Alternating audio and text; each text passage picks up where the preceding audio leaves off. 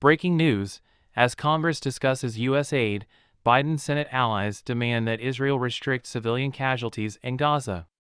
Last week, as the clock ran out on the ceasefire and Israel was ready to start its round-the-clock airstrikes, a strong coalition of Democratic senators, led by Senator Bernie Sanders, sent a message to President Trump.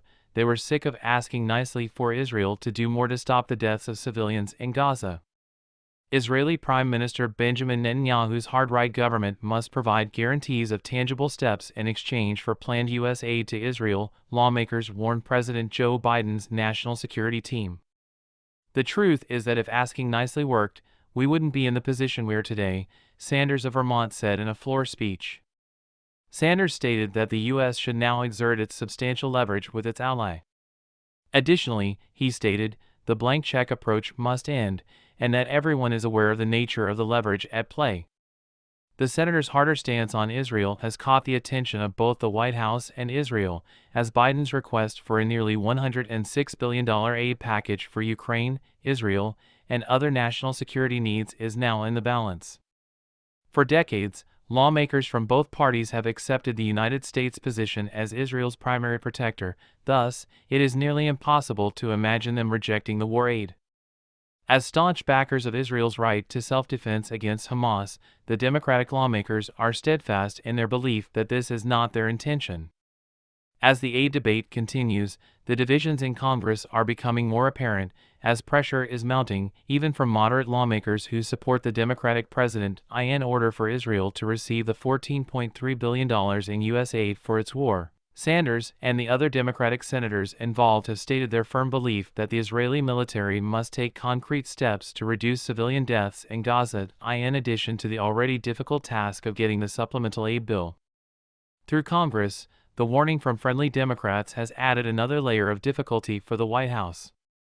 What was supposed to be the easy part, funding for Israel, is now causing some Republicans to balk at the portion of the bill that allocates funds for Ukraine's war against Russia. For an Israeli government that frequently disagrees with the U.S. over Palestinian treatment, the demand is a sign of more trouble to come, according to Democratic Senator Chris Van Hollen of Maryland, who spoke to the Associated Press. There's a big difference between asking and getting a commitment from Netanyahu's government regarding a plan to improve living conditions in Gaza and reduce civilian casualties. Among the senators negotiating the demands with administration officials is Van Hollen. Our objective is to produce tangible outcomes, Van Hollen declared. Although that isn't all. Since late last week, in response to the senator's warning, the Biden administration has publicly demanded that Israeli leaders not only hear out U.S. demands to alleviate civilian suffering in Gaza, but also agree to them. This is the first time that Israeli leaders have been urged to do so. The Israeli military announced over the weekend that it had started using a measure ordered by the Biden administration, an online map of Gaza neighborhoods. This map would inform civilians which densely populated streets, neighborhoods, and communities to evacuate before an Israeli attack, as the ceasefire had ended, bringing the return of Israeli bombardment and rocket strikes from Hamas. The evacuation orders were followed by heavy bombardment, and Palestinians in the Gaza Strip reported that there were no more places to hide within the enclosed territory. In the early days of the war, which was triggered by the October 7 Hamas-led attack in Israel that killed about 1,200 people, mostly civilians, many of its 2.3 million people were ordered by Israel to leave the north. As a result, many of its inhabitants are now crammed into the south. More than 15,500 Palestinians, including 70% females and children, have been killed, according to the health ministry in Gaza, which is run by Hamas. After the ceasefire, Israeli forces resumed heavy bombing, prompting Sanders to reiterate on social media his demand that Israel no longer be given free rein.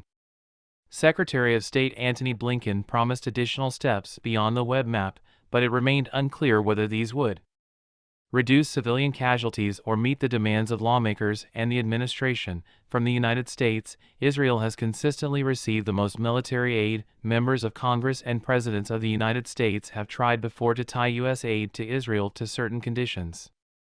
For example, in response to Israel's military incursions in the area during the 1980s, Ronald Reagan either actually stopped supplying fighter jets to the country or threatened to do so on multiple occasions.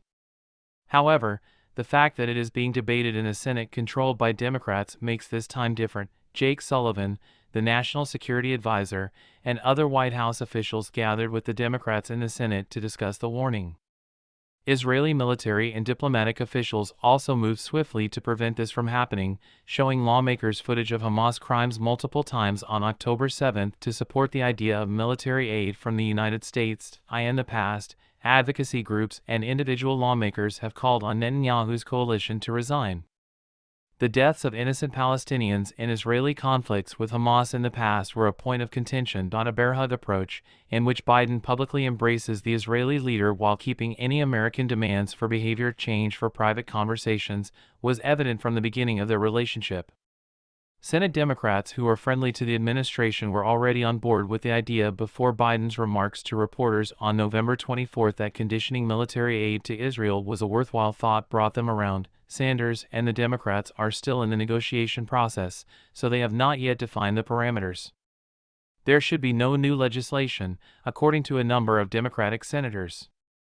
They point to the fact that the United States already has laws in place that oblige nations receiving military aid from the U.S. to address human rights issues. Some Democrats in the Senate have voiced their disapproval of the word conditions, preferring instead to portray their actions as a determined effort to shape a result. Democrat Senator Tim Kaine of Virginia stated, "We're going to do a robust aid package for Israel regardless of the circumstances.